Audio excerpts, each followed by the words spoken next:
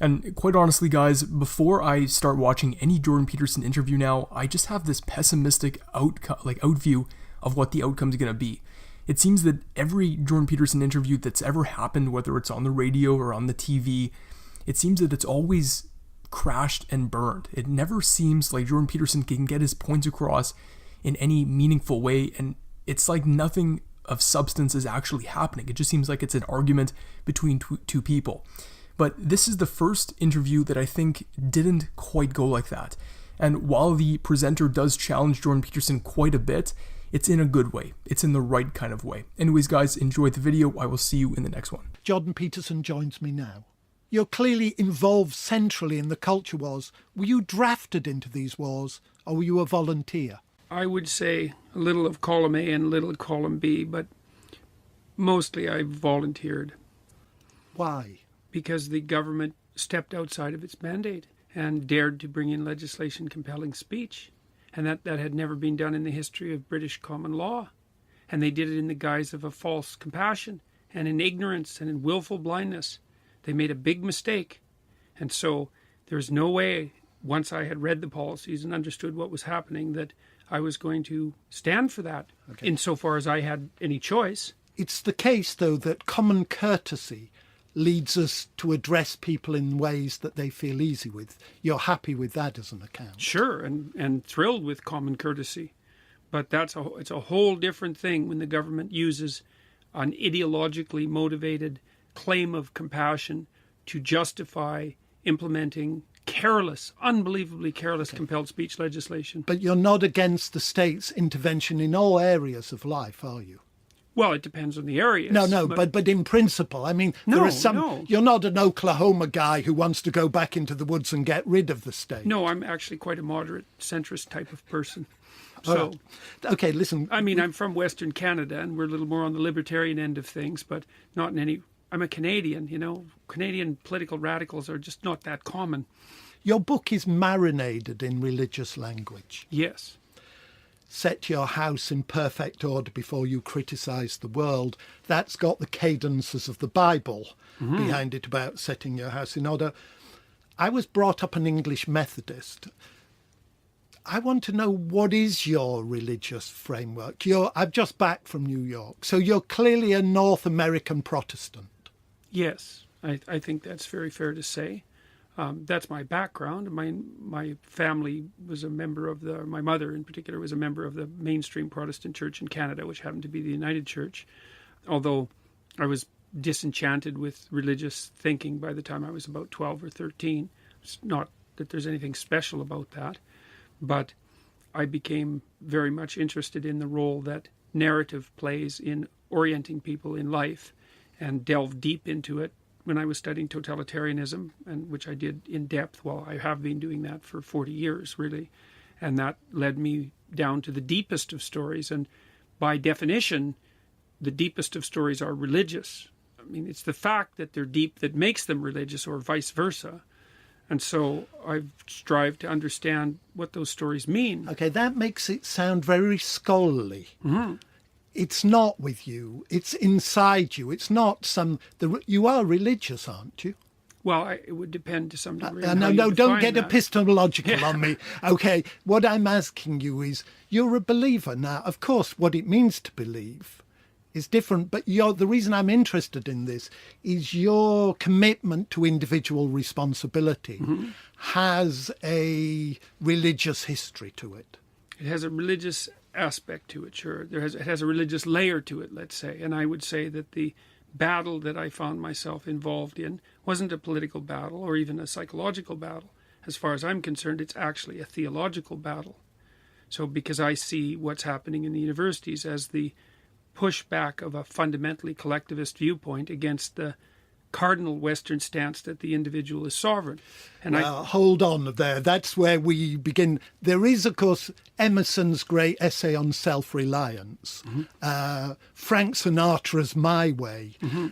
America has the deepest belief in the individual, at least one strand of American thought, but that doesn't exhaust the West. There are lots more communal versions of life. In fact, one of the things I would have said, and I'm not a Christian now, one of the things I would have said about Christianity is it believes in the communal and in the collective. That's why people go to church. Well, I would say it believes in the proper relationship between the individual and the collective, not that it believes in the collective. And I mean, and I think I'm fully in that tradition, because I think that the way that you want to orient yourself in life is to set yourself up so that you're taking care of yourself properly, but so that you're doing it in a manner that benefits your family and your community, and that all of those levels of organization have to be serving one another, and that they can. Now, I understand that, and that's a perfectly reasonable position, but it mustn't be conflated with the Western view is the individual is primary, because that's historically not the case. Well, I don't agree with that. I think that the emphasis on the idea of the logos in the West and the fact that individuals are regarded in some sense as the carriers of that does make the individual primary from a conceptual perspective. Because one of the questions is... But Catholicism doesn't even believe in that. Catholicism, one of the founding forms of Christianity in the West, that doesn't believe in this wonderful American Protestant view of yours. Well, why would you say that belief isn't held? Because of the emphasis on the importance of the church? Because you can only survive, you can only go to heaven through the church. It's communal, it's collective. Let me give you an example. You and I are both old enough to have watched Spartacus, the Stanley Kubrick novel. There's a Stanley Kubrick film. There's a great moment in there when Kirk Douglas stands up and says, "I am Spartacus." And everybody else around him stands up and says, "I am Spartacus." That is the act of a collective communal sense. It's not an individual responsibility. It's, to use an old European term, it's solidarity. Well, I'm going to stand by my claim. I think that if you distribute the Christian belief systems along a spectrum, you'd see that the Protestants are more individualistic than the Catholics. I'm certainly willing to grant you that. But I still think that the idea that the individual is to be regarded as of paramount importance with regards to such doctrines as the salvation of the individual soul and the, let's say, the eternal value of the soul is still something that puts the individual in a sovereign position conceptually. And so that doesn't eliminate the importance of the collective in the least, because it is also very much about balance. You could say that the kingdom of God is within you and without you, outside of you, at the same time. And I think that's a reasonable way of looking at it, because it's a matter of harmony. No, but forgive me, but you don't say that. Set your house in perfect order before you criticize the world. You're giving priority to an internal transformation. Now, one response to that is, why can't you do both at the same time? Set your own house in order and set the world's house in order at the same time. That's a good question. I think it's because but that's not what you say. No, and it's not something I agree with. I think the reason for that fundamentally is because this is partly because of my training as a social scientist, is that the first thing you want to do is the least amount of harm possible. And if you put your own house in order, the probability that you're going to bring grief to the world is very, very low. Whereas if you start meddling in the function of higher order systems, especially when you don't understand them, the probability that you'll translate your good intentions into proper outcome is very, very low. Okay, let me give you back a historical sociological example. Let's just imagine you'd have had the opportunity to talk to Martin Luther King. And you'd have said, don't go on those civil rights marches until you sort out your personal ethics. You wouldn't have gone down that route, would you? What Martin Luther King did, and not only Martin Luther King, because you quote Tolstoy, and Tolstoy in War and Peace is endlessly meditating. Does, as it were, Napoleon get pushed across the Rubicon by the troops, or does he lead the troops? These are historiographical arguments. But actually, you can't wait to set your own house in perfect order, because we're dead before that happens. And second, civil rights wouldn't have happened on your principle. Well, I don't know if it's reasonable to view what might be true for exceptional individuals as something that should be made the common norm. Like what I was objecting to in that chapter were two things, I guess. One was the proclivity of universities to teach 18-year-old and 19-year-old people that their primary obligation is to be an activist for sociological transformation in the world, which I think is a dreadful mistake. It's a dreadful mistake because they're 18-year-old students, or it's a dreadful mistake? No, it's a dreadful mistake because they're 18-year-old students. They have more proximal things to attend to, and they don't know anything. They seriously don't know anything. And so... Yeah, they do know things. Come on, 18-year-olds do know things. You've got children, I've got children. Both of them are older than 18 now. I wouldn't have liked to sit opposite my 18-year-old.